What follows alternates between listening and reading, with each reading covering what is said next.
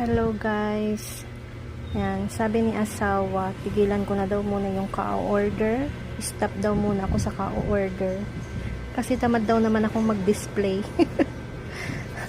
Masipag akong mag-order guys, pero pag dumating na yung aking mga in-order, ako ay tamad na mag-display. So yan guys, meron tayong 7 boxes mula sa grocery at saka isang plastic.